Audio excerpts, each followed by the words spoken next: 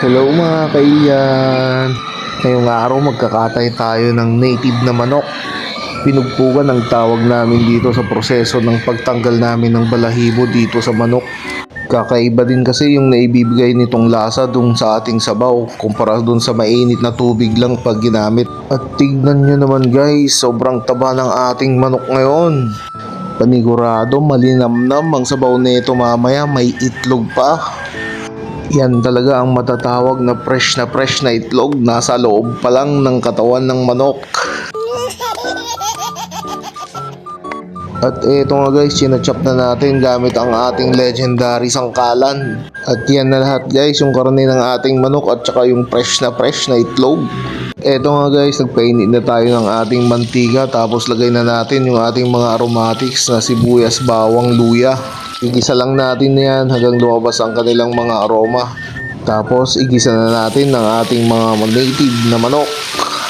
Igisa lang natin mabuti para mas malasa at para mas quality ang kanyang sabaw.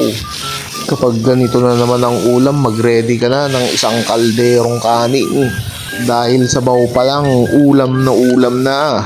Pagkalipas nga ng mga ilang minuto, linagay na natin yung kanyang dugo.